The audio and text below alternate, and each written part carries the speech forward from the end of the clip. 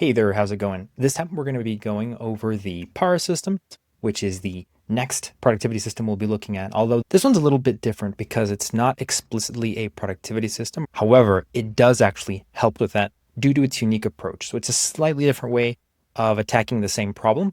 So the way I like to look at it is you become productive not by trying to be productive, but by doing the things that ultimately lead you to being more productive, by being more efficient. Let's get started with a little bit of context. This is a relatively new approach in the productivity space.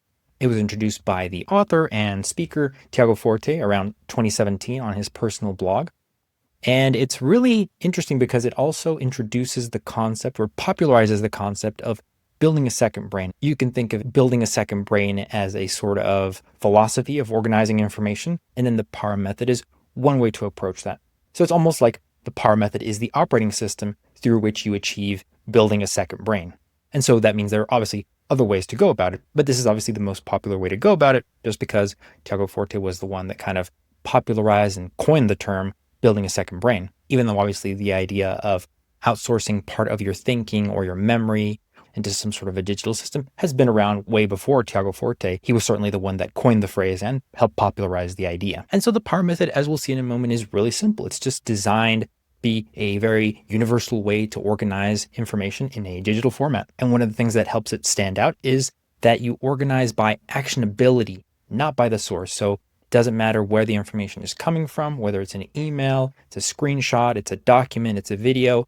You group the information by how you're going to use it, not where it comes from or not what format it is. And that leads us to the second key point that makes the PAR method a bit different from other methodologies, in that it is mainly about organizing information, not about managing productivity or being productive. It's about making sure that all the information you're going to store in this system is relevant, useful, and actionable to you. And as you'll see, the name of the methodology actually comes from the different categories that you keep in the system. These could be different folders. In Workflowy, for example, they would just be different nodes. Depending on what system you're using, the idea is that basically you have 4 different areas or places where you're going to organize different types of information. And the way that these are organized from top to bottom is that they go from the most actionable, things you can do something with, to the least actionable, things that you're not going to do anything with. And so those 4 areas are projects, areas, resources, and archives. So let's start with the projects. What are the projects? These are our most actionable category. This is where the bulk of the things that are taking up our day-to-day are going to go into. And these are short-term efforts with clear goals, and they have a set deadline. So these are like your to-dos, your tasks, basically where you're working from on day-to-day activities. Another way of putting it is these are just the concrete activities you want to do or you need to do. Next, we have areas of responsibility. And so what does that responsibility thing actually mean? It means these are things that have no end date.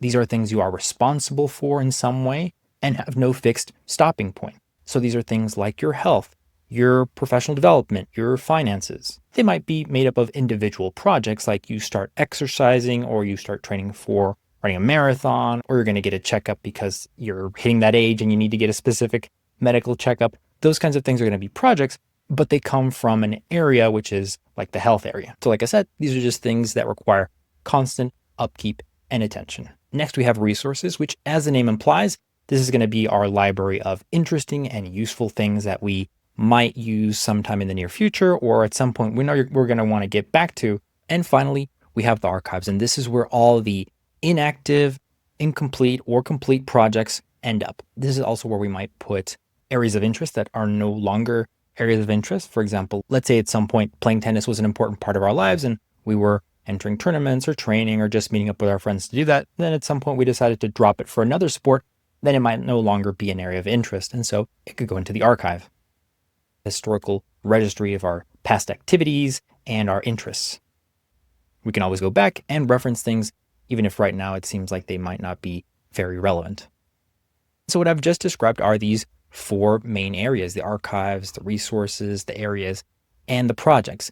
That's great. However, you'll notice that unlike a previous system that we had seen, like the GTD system, there are no real specified flows. There's not a step 1, you empty the inbox, step 2, you sort everything. It doesn't really quite work like that. It's more about making sure that all the different pieces of information flowing into your life end up at the right place where they're going to be most useful and actionable to you. So it's not about being efficient or productive or blocking the time or setting the timers or anything like that. It's more about putting all the different puzzle pieces of this thing we call life into their respective piles so that when you are ready to do something about this area or that project, all the pieces are already there waiting for you. You don't have to go hunting for them. They're not scattered throughout your entire digital landscape. And so even though the stated goal of Para is not to be productive, it's to organize information, the outcome is that you do become more productive, and there are other benefits that come along with being able to have this information already organized when you need it. Well, let's talk a little bit about how you actually do Para. The first thing you do is you capture information wherever it shows up. Again, it doesn't matter if it's an email, it's a sticky note, it's a screenshot, it's a document. Wherever it is, it just goes into your system. And if it doesn't directly fit into the system, because we're doing this digitally, you can always take a screenshot, link to it, or if it's a file that's hosted somewhere else, just link to it. The first thing we do is we just need to capture the information wherever it shows up. If that's linking to an email or taking a screenshot or writing a document or whatever it is, making sure that all those different pieces of information that are scattered end up in their respective areas. And then of course you do need to decide where it belongs based, again, not on what it is. The only real decision you need to make is where it goes. And again, that's based on how you're going to use it, not where it comes from or what format it is. So for example, if it's supporting a short-term goal, it's just a thing I need to work on right now, it goes into projects. If it relates to something that is an area of responsibility for you, your finances, your health, your hobbies, whatever those areas of responsibility are for you, then it's going to go into areas. And then if it's something that's interesting to you and you think you might use it at some point, or it could be useful for an area or a project, then it goes into resources. So you could really think of this as kind of your bookmark folder. And then finally, if it's something that has already concluded, it's a project you finished or you dropped, or it's an area that you're no longer focusing on, you're no longer responsible for, then it goes into the archive. And so then if we could take a look at how some of this information might flow from one area to another, just to give you some examples, resources might become inputs into projects. So things that you bookmark for later, you read or you look into and they become relevant or interesting, and then they actually spin off their own projects. That's how they would go from resources to projects. Once you complete any project or area, they get put into the archive. Things that initially started out as projects could end up becoming areas of responsibility.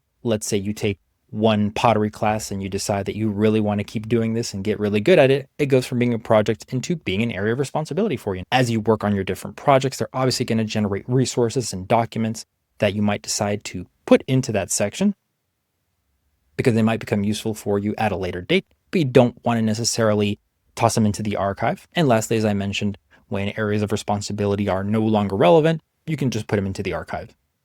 And so another really important thing about how to actually do Para is that Tiago Forte recommends you do regular reviews to keep your entire system organized. And he really leans into what he calls just-in-time organization. So whereas other systems expect you to keep the entire system pristine and well-organized day to day, Tiago leans more towards just organizing the parts that you're actually working on right now. There's no point in trying to get everything set up perfectly if it's something that you might not actually end up using or might not be relevant until a couple of months down the road. So if you're currently working on a project, you just focus on making sure that project is organized and all the relevant pieces of information are in that section. But that doesn't mean that you then go and organize all the projects and then you switch over to areas and organize all the different areas and figure those out. You just slowly add pieces as they become relevant and as they become important in your day-to-day. Because again, this is not really about productivity. It's about keeping the information that is fresh and relevant to you today in front of you and accessible. So it doesn't really make a ton of sense to start trying to organize information that isn't relevant to what you're doing right now. So now let's go over some of the benefits, even though I feel I've gone over these as I've discussed the system. First of all, it's a very simple system. There's only 4 categories. If you remember the name of the methodology, you can probably remember what each letter stands for, right? Projects, areas, resources, and archive. Very simple. It is action-oriented, even though it's focused on keeping things organized. It's keeping them organized with the most immediately relevant and actionable closest to you. So at the very top in your project section, things that you're going to do with should be very easily accessible and organized when you need them. This is not a Google Drive where you dump a bunch of files and then never ever look at them. This is a living organization system where you are actively working in those very top levels. And one of the main benefits of the system being so simple and only having 4 categories is that it's very portable and it works basically across any digital platform. You could in fact do it in something like Google Drive or Dropbox. I wouldn't really recommend that because they are limited in that they are geared towards holding files and don't generally have a good way for you to then interact with those files and quickly reorganize them and then build on them. They're great for storing, but not so much for working from them. Other note-taking applications like Workflowy, I feel, are much better suited for this because most of these, you can just drag and drop files, add screenshots, add text, write paragraphs. And so it's very easy to go from a project where you've got all your files and screenshots and documents organized to quickly writing what you need to do, preparing a presentation, outlining something very quickly. Another really nice thing about the Power method is that it scales really well. It's not a complicated system. So if you saw the GTD method video that I made, there are a bunch of different little pieces that you need to really make sure you're following so the system doesn't fall apart. With Power, because there are only 4 areas and they're not tied to a specific flow, you don't have to do things in a specific way or move the information at a specific time to a specific place.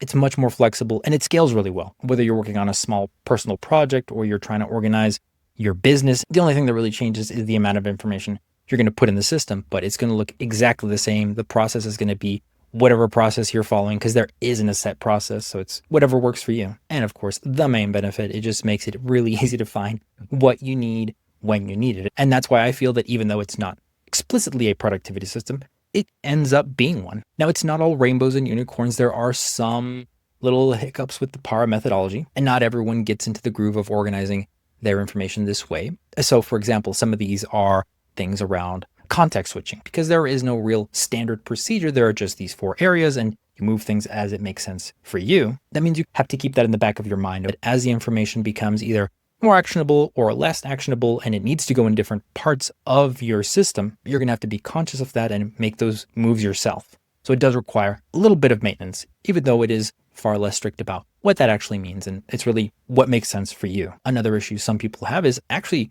related to that simplicity.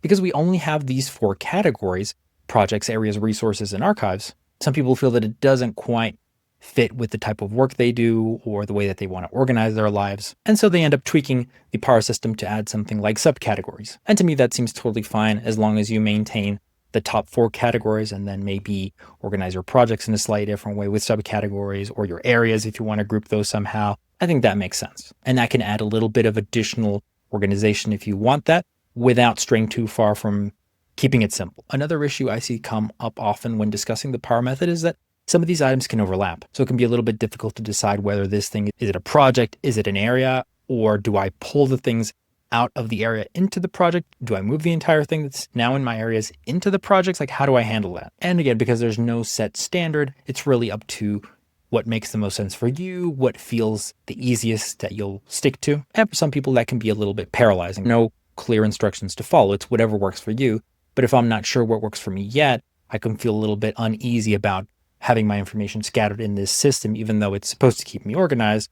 And so, especially in the beginning, this can be a little bit daunting for some people. And lastly, there is that learning curve, which is tied into some of these other items, like items overlapping and then having to keep up with moving all the different pieces in your system to their right areas. It can definitely take a little while to feel like you actually trust the system enough that you are comfortable dumping all that information in there, confident that because it's organized by most actionable, most relevant to you, you're going to be able to find it later and it's going to be useful. And so lastly, I'd like to show you a little demo of how I would do this inside of Workflowy. Because it is a note-taking application, it's very simple, very well suited to the Power methodology if you're interested in doing that. So the way I would set it up is essentially the way that Tiago Forte recommends. You just have the 4 areas at the very top. So instead of using folders, I'm just putting everything under a bullet. So redesigning company website, and I put all the tasks and I would add the screenshots and links to Figma files and all those different resources right under that bullet.